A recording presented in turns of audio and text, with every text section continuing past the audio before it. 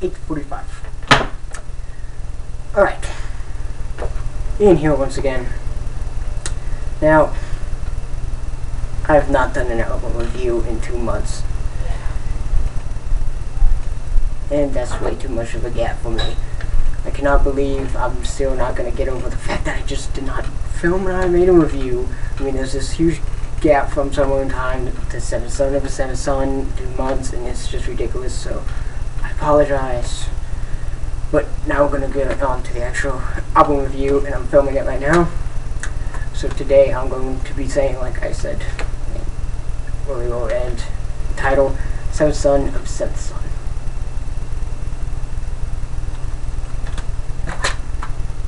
Seventh Son of a Seventh Son. The album. Right there. Try to shine the light on it. And light. That's the album. Yeah.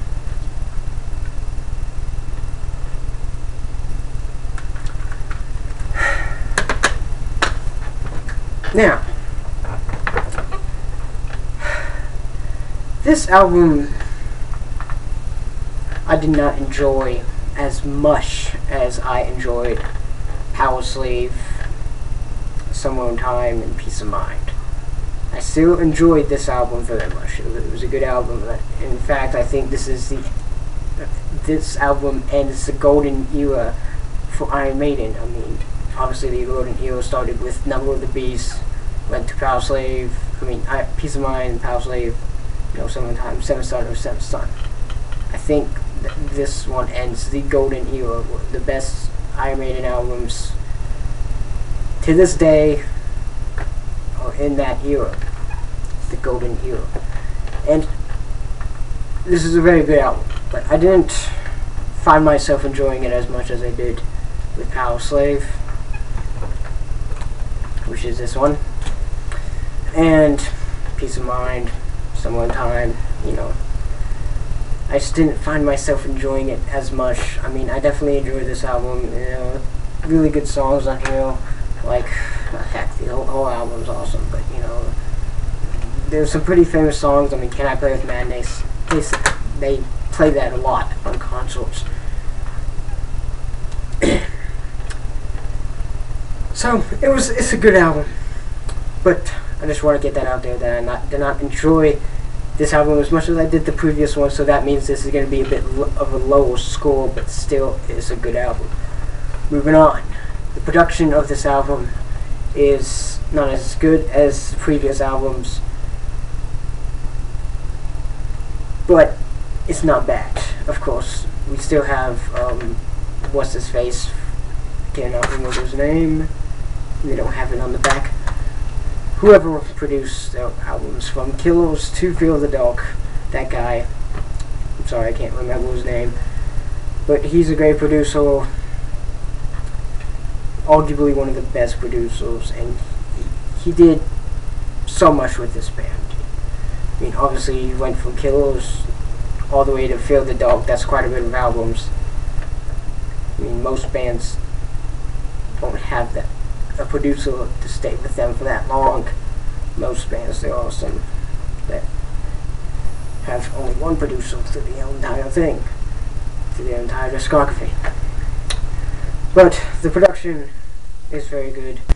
Not as good as the previous albums, and that's the thing. I think starting with Seventh Son of a Seventh Son, this is when Iron Maiden started to go a bit downhill. They still had good albums. There were still good songs on these albums after Seventh Son of Seventh Son, but I really think that they started to go a bit downhill from there, because obviously No Prayer for the Dying, Fear the Dark are not as good as Seventh Son of a Seventh Son, and Peace of Mind, and all those albums, the golden era. But I just felt like they started to go downhill. Not saying anything bad about Iron Maiden, but yeah, musicianship is really good on this album. I apologize, I had an interruption. People interrupted my videos. You don't interrupt me in an interview. An interview review. Don't do it. hate being interrupted with these things. As I was saying, the guitar work is very well done. It's your typical Iron Maiden guitar work, okay? And the same thing with the bass, the drums, and the vocals. But it still started, it's even the bass, even though it was your typical Iron Maiden stuff, in the guitars are basically the typical Iron Maiden, you know, this album is what you expect from Iron Maiden. But it did start to go downhill from here with everything. The production started to go a little bit downhill.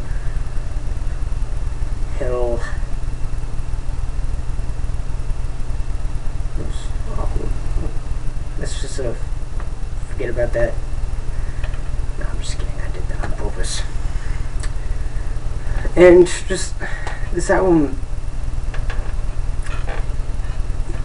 there's something that I can't really explain about that I didn't like about this album. It's a good album, but I guess this kind of goes on the line with it going kind of downhill from here. I'm not that big of a fan of the artwork. That's the next thing I wanted to talk about.